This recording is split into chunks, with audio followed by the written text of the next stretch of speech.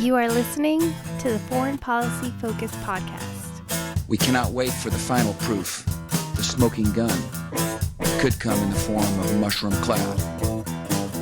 Haven't you driven enough people from their homes already? Bulldoze their villages, seize their property and their laws. They had no part in making it. Now working in Libya with friends and allies, we've demonstrated what collective action can achieve in the 21st century. Now the host of the show, Kyle Insel. This is episode 467 of the Foreign Policy Focus podcast. On today's show, I have an important update on the whole Russiagate saga and another major blow to the Russiagate conspiracy theorist. I'm talking coronavirus and the impact it's having on the U.S. military and some authoritarianism that's now going on in the U.S. And then I'm talking about the Middle East, where we had Israeli elections, what happened there, political instability and rockets being fired around Iraq, and the big question of, is the U.S. ever going to leave Afghanistan? Make sure you share the show.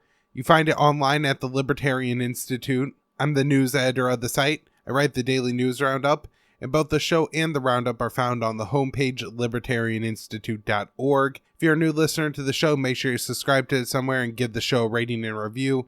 If you really want to help out the show, you could go over to patreon.com/foreignpolicyfocus to donate. So the first kind of big story I have here is about Russiagate, and it dropped on Monday. So in this environment of round-the-clock Corona watch, it goes almost completely unnoticed. And that is, the federal prosecutors have dropped charges against one of the three companies that were accused by the Mueller investigation of attempting to influence a U.S. election. This is Concord Management, LLC. And remember, this is the company that's connected to the Internet Research Agency and was alleged to have conspired with the Kremlin, so with the Russian government, to undermine the U.S. election. Now, from my understanding, it was never very clear how this law was broken, because essentially while there's a grand conspiracy behind it, all the government ever, really alleges here is that they were buying Facebook ads that were pro-Trump, anti-Hillary, and attempting to sow discord and, influence the election on behalf of Donald Trump, which seems to be like, one of these free speech things where if people buy ads or put up information, information is not criminal. The other big issue with it, or at least initially, was that everybody kind of thought, well, this is silly because everybody charged here is a Russian national. None of them are ever going to come to the U.S. to face trial. But because the company was charged, the company was then able to hire a lawyer and actually send that lawyer to the U.S. and look for discovery. So that's where it started to get complicated for the U.S. government. And this is something that I was talking about in early episodes of the show. I feel like if I could go back, maybe find a couple of clips and play them and essentially say that, this is the way that this is going to play out. Because he charged to Mueller and the probe charged the company, that company could now hire representation, look for discovery, get information about whatever kind of U.S. programs were used to apparently collect the different data transmissions that went on that proved that, people were buying these ads on behalf of the Internet Research Agency. Was more than the U.S. was willing to disclose, and eventually the charges would be dropped, and they have been dropped with prejudice, which means that, they can't be picked up at a later time. Anytime you're talking about the Internet Research Agency, I just think it's important to go back and remember that the accusation here is that this company that they claim is run by Putin's chef, when in reality, this is just a guy that, Putin went to his restaurants a few times. He's a corrupt businessman within Russia, and apparently has, maybe in the same sense of a Betsy DeVos, some influence within the Russian government enough to, get awarded big contracts and stuff like that. So he was providing school lunches, and actually found that one of the ways to provide really cheap school lunches is to, run these internet disinformation or smear campaigns, just different things that you do online by hushing up your criticism, and then also kind of profitizing that, making Facebook pages or whatever kind of social media pages that have a whole bunch of likes, and then, selling those or using those to sell product. So the claim is that somehow it was an order from the Kremlin, maybe Putin himself, taught to his, chef, which is just some guy he ate at his restaurant, and then, carried out this sophisticated campaign to sway the U.S. election in favor of Donald Trump. When, in reality, you look at the Internet Research Agency in total spent $100,000 an ad. It's not even clear that before June of 2016 that the ads are kind of consensus pro-Trump and anti-Hillary. Prior to that, there's a big mixture, a lot of Bernie support. And then it's also important to remember that only $44,000, I believe, of the $100,000 was actually spent before the election and not after. Most of the money was not spent in swing states. So, very little spent in Wisconsin, Michigan, Pennsylvania, states like that. And so obviously this wasn't a quote unquote sophisticated campaign to, undermine U.S. election influence. It was just somebody trying to generate some clickbait. As, I could say as somebody who was, relative, now I'm still unknown, but, even more obscure and unknown on the internet in 2016, trying to gain a little bit of following with the blog I had going and putting out the daily news roundups at the time, writing a couple articles. I gotta tell you, if you want to get likes and shares, things that were, decidedly anti-Hillary, we're gonna get likes and shares. I think that was just kind of the culture of the general age group on the internet at the time. And so it's not surprising to me that if people want to, made some money online, Donald Trump was a hell of a lot better meme than Hillary Clinton was. And, the saying that the left can't meme, I think is somewhat true and has something to do with it as well, as there's just a lot better right-wing content to go out there, and these meme type in, little short punchy posts that you see on Facebook and run as ads. So it's very significant that this, just gets dropped in the midst of the Russiagate, the coronavirus hysteria that we now moved on to, where Russiagate almost gets completely ignored. Hell, Tulsi Gabbard dropped out of the presidential race today and disappointingly, kind of just goes ahead and endorses Joe Biden. And now everybody's coming out and saying, oh, Tulsi Gabbard's so great. She did such great service to our country. Yet when, she was being attacked as a Russian agent when she was running for president, none of these people like Joe Biden and Amy Klobuchar, who I said, see standing up to, for Tulsi now, saying, oh, what a great person she is as she's, giving into the establishment, coalescing around Joe Biden. Before, she was just completely ignored. I will say that Tulsi says part of the reason she is dropping out of the race now is because she plans to be activated in the Hawaii National Guard to deal with the coronavirus. I say that's probably true. And so while I'm extremely disappointed that she, endorses Joe Biden here, I think that's absolutely a mistake, Tulsi. The thing that people like about you is you're not an establishment drone, but unfortunately that's the route she chooses to go. Too bad the coronavirus happened and, we don't get to see how maybe the 2020 DNC race plays out with Bernie, Biden, and Tulsi actually maybe having to contend a little bit against each other. But it seems now that everybody's just gone ahead and thrown the towel in, that Joe Biden is going to be the nominee to go up against Donald Trump, which just sounds absolutely crazy. But apparently that's where we are. But, one thing that Joe Biden's going to really have to contend with, getting back to this Russiagate thing, is the fact that this Russiagate thing has been an absolute flop and completely untrue. So I definitely think that's something worth talking about, even in the midst of all this corona stuff, a lot of which is very important. I will say, going back to the first time and shifting over to coronavirus here now, that I talked about it on the show, I definitely was probably too dismissive of it. Looking, at kind of how I've shifted my opinion on the coronavirus over the past few weeks, it seems to me that the big threat that people are talking about is basically overwhelming the hospital system with the number of respirators and ICU treatment that you need to treat the coronavirus, I suppose, and the length of time you need that. It really bogs down the hospitals, and on a typical day in the U.S., you don't need that many ICU beds, but I guess when there is a global pandemic, you need quite a bit more, and that's the cause of the scare here. Now, I don't know if it really made sense for people to be out panic buying, although I will say at this point, with some of the measures the government is talking about, for people who do feel that, need to have a few weeks worth of supplies in their home, so they could hopefully avoid maybe going out and dealing with authoritarian cops are who knows, soldiers, National Guardsmen on the street. That certainly does make sense to me as well. The economic reaction to this, I haven't talked about on the show, and I honestly,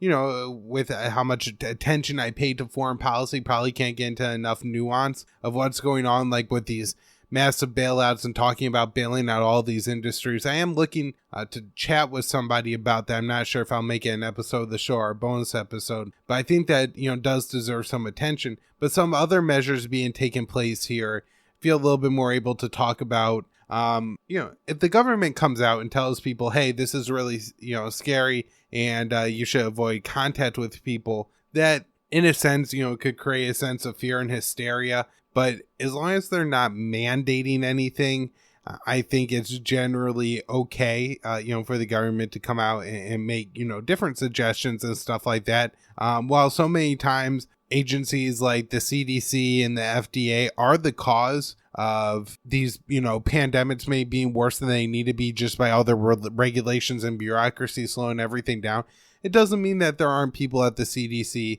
who don't know how to deal with the coronavirus and could at least give you basic tips and information that, you should follow about washing hands and stuff like that. It seems the Trump administration is taking some pretty extreme steps. They've invoked the Defense, I think it's Production Act, the DPA, to increase the production of respirators, surgical masks, anything that I guess they're going to need to treat the coronavirus. A couple of military hospital ships. I believe one's going to New York Harbor. It's going to be there in a couple weeks, and there's another one being deployed somewhere, I believe, on the West Coast. One thing that I think is a step in the right direction is the U.S. waived some HIPAA compliance rules to allow doctors to do more treatment online.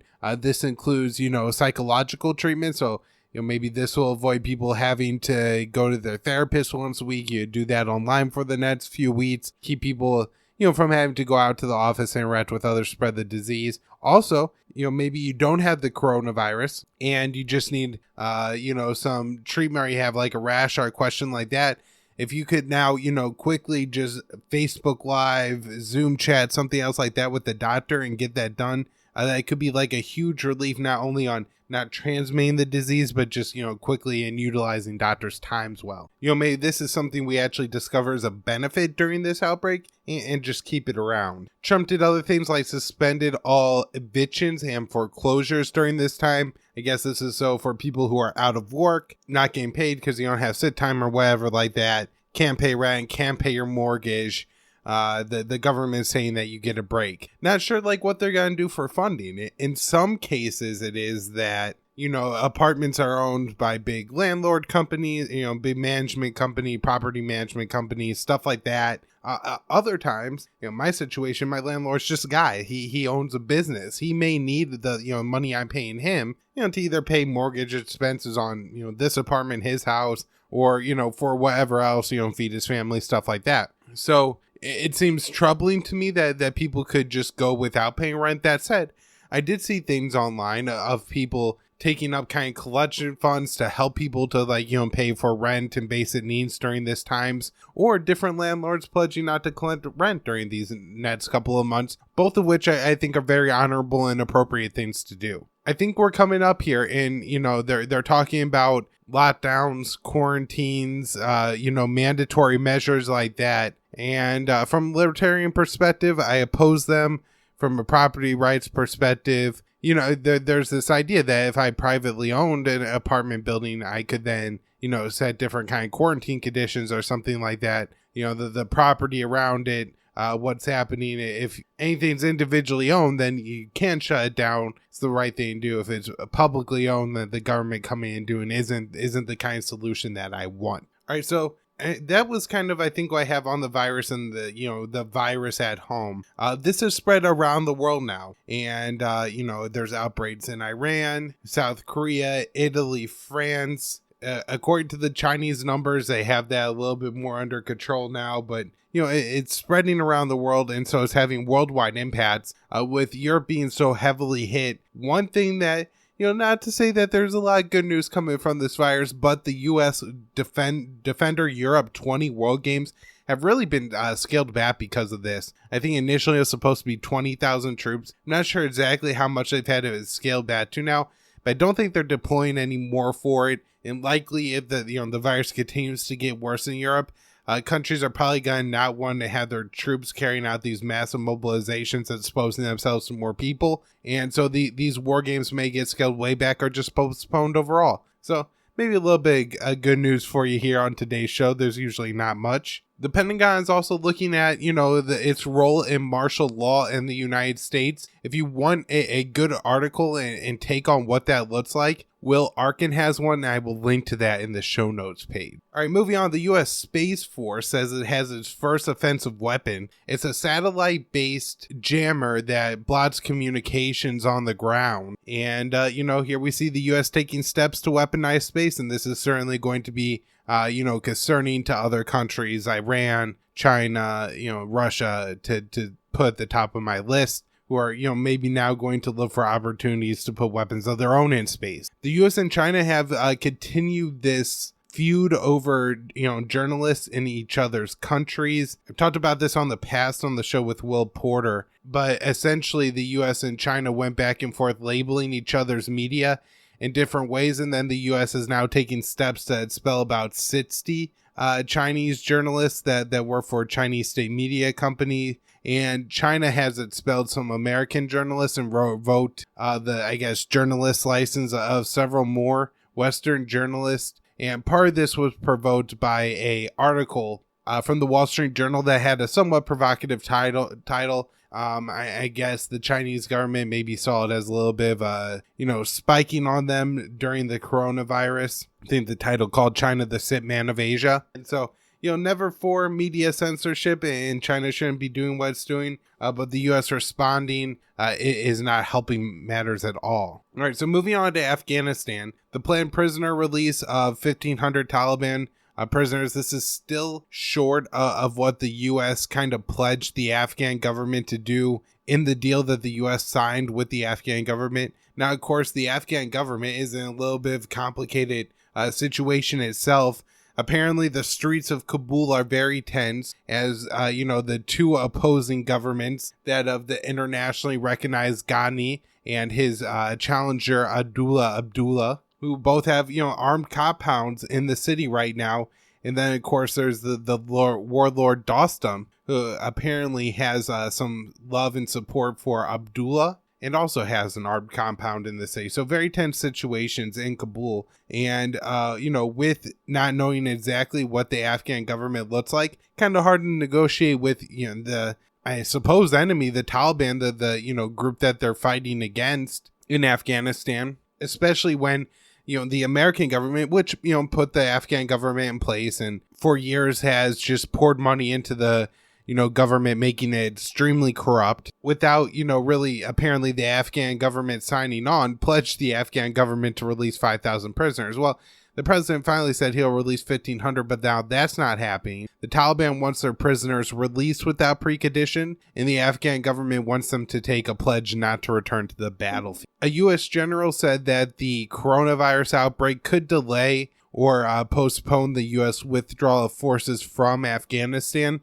If there's an outbreak in Afghanistan that becomes a problem, I say bring them all home. That seems like the better solution to me. In Israel, it looks like Benny Gantz may actually be able to form a ruling coalition here. He has been given the first chance at forming a government after this third round of elections and seems to have some support from Lieberman, Netanyahu's former defense minister, who is extremely anti-Palestinian and very right-wing, and also includes the Arab list, that those are the parties that are generally made up of people who consider themselves Palestinians. So that's a crazy coalition to have together. I think it would be the first coalition of its time if it's actually able to, hold together and form a government. But it doesn't seem to be the start of a lot of political stability moving ahead for Israel, especially when you have Netanyahu currently sitting in the caretaker's role as prime minister, desperately trying to cling to power. He's, right now facing corruption charges, and I think needs to be the prime minister with a majority ruling coalition in order to get a immunity passed for himself. And this coronavirus kind of presents an opportunity to seize a lot of executive authority, which is apparently already going on.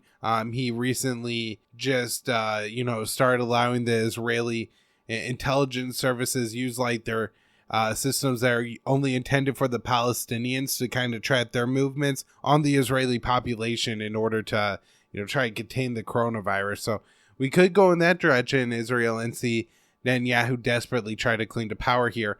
His trial in his corruption case has been moved back to May, but who knows how far it could get back, especially with, how long people are talking about this coronavirus being a global problem. Moving on to Iran, where the U.S. is waging a vicious maximum pressure campaign. I think this is probably, to me, the most important aspect of the coronavirus to cover on this show. Isn't necessarily how the coronavirus is impacting the U.S. or Italy or Spain. And all that's important, and everybody should pay attention, especially how coronavirus is affecting your community. But these are the places: Venezuela, Iran, North Korea, Gaza, Yemen, Iraq, Afghanistan, Libya, Somalia, that have been absolutely decimated and are, and in some cases, on the receiving end of military economic warfare by the U.S. at this time. And that's really going to exacerbate the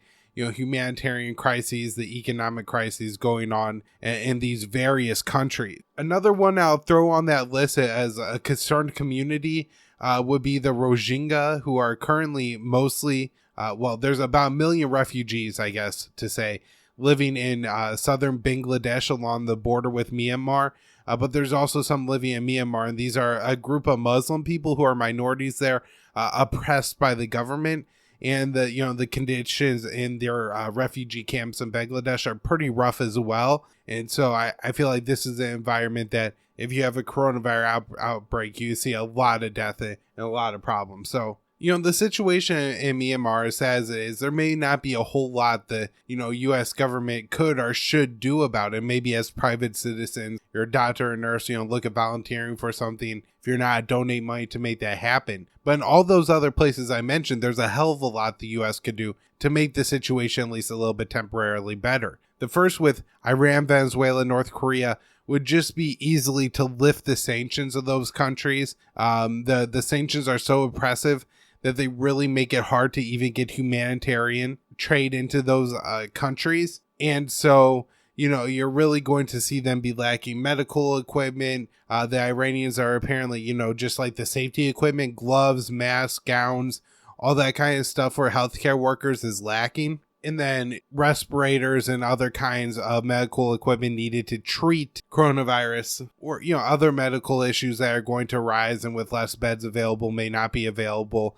All those things are going to be lacking even more in Iran. Of course, the government in Iran and Venezuela both play a role in the country being impoverished and then being more susceptible to these kinds of outbreaks. And, it's going to be harder on them than it is on, say, somebody in the United States. In a lot of cases, the economic warfare waged by the U.S. just makes it impossible to even, I think, catch up in those cases. And it exacerbates the problem and makes it so much worse. Kind of as we've seen in the U.S. and, the whole flatten the curve motto that we always have. The goal is just to take every little step possible. Well, if your medical professionals don't even have face masks, in the U.S. are freaking out about test kits, well, then they might be shortage of masks or gloves or something like that. Think about how much more problematic that is. So, there's a possibility here for diplomacy. Maybe the U.S. relieves sanctions on Iran or Venezuela. This is a way to open up some trade corridors. And once the whole thing with coronavirus winds down, we look to negotiate and keep sanctions off rather than putting them back on. Doesn't look like we're going in that direction. In fact, the Trump administration has placed new sanctions on Iran just this week, sanctioning a total of 7 countries for helping Iran apparently import petrochemicals, 3 Chinese, 3 from Hong Kong, and 1 from South Africa. Also, 5 Iranians were sanctioned. When we look at other countries on the list, Iraq jumps out as being one where right next door has a very large border, a very important like cultural, economic, religious tie with Iran, where there's a very serious outbreak. And look at the death and destruction that America has brought to Iran, the destruction to their, medical facilities and all that over the past 30 years, quite literally my entire lifetime, that makes it so now when they're trying to respond to this coronavirus pandemic, they're going to have limited resources. Similarly, looking at like Syria or Libya, much more recent during the Obama administration, the U.S. got involved, but our support for radicals in those countries has created a lot of destabilization. And I'm not saying that I support like draconian measures that you had in China with a strong central government that helps to stomp out the coronavirus, but the almost opposite situation, I guess, with like, open civil war in those countries and open rebellion. You have, mass raiders running around and chopping off people's heads and doing all kinds of crazy, inhumane, unbelievable stuff. These aren't the people that stop and slow down for coronavirus. And so that kind of instability and violence and madness is definitely going to make the situation a whole lot worse. Now, Iraq does have a new prime minister designate, and I will say I had something mixed up on the show. I had thought that Mahdi, who had been the former prime minister until he resigned several months ago now because of the protests and the violent response to it in Iraq and Baghdad. Again, this is October, November, late in 2019. He did agree to stay on as the caretaker prime minister, so he is officially filling this role. We do have now Adnan al-Zafiri, and he is the prime minister designate. So if he's able to get a coalition in the parliament to approve his cabinet, then he would take over as prime minister. It seems that Iran is unhappy with this, and the U.S. is a little bit more receptive. It does seem like a rather kind of establishment pick. The Iraqi people are demanding something new and different and not corrupt, and he seems to kind of fit in with that so far as I could tell. A new group called the League of Revolutionaries is claiming responsibility for the attack on Camp Taji that killed 2 Americans and 1 British soldier. It's been generally blamed by the U.S. and in Western media on Kataib Hezbollah, which did put out a tweet in support of attacking the American, what they call the American occupators of Iraq, which would be the U.S. troops. They did not claim responsibility for that attack. Rockets have hit either the Green Zone or U.S. coalition bases 2 or 3 other times since that fatal attack on Camp Taji, one time injuring 3 international coalition soldiers. Generally, it seems like the ceasefire in Syria is holding, although a Turkish soldier was killed on March 19th. That's the day I'm recording this show. So who knows what the fallout from that could be. And the first joint patrol between Russia and Turkey along, I believe it's the M4 highway that runs through the Idlib province, was actually stopped by protesters, so they weren't able to carry out the whole patrol. All right, the last thing, of course, looking at coronavirus is Yemen, where the country's on the receiving end of a brutal 5-year war, air war led by the United States, Saudi Arabia, the UAE, and UK. That has absolutely devastated the water facilities, the food production, the medical facilities of that country. And so if, corona breaks out there, it seems like it would be absolutely horrific. A very treatable disease like cholera killed a few thousand people there so far during the war. So something that's far more difficult to treat, requires far more hospitalizations, and corona may devastate Yemen. And of course, the U.S. could just end the blockade and the military intervention in that country at any time if they wanted to. But we now have the second U.S. president, the first being Obama, that didn't want to do that. But I definitely will have more on Yemen next week. So that's where I'm going to wrap up for today. Hope everybody's enjoying the show. Share at libertarianinstitute.org. Follow me on Twitter at KYAAALE. Donate to the show at patreon.com/foreignpolicyfocus.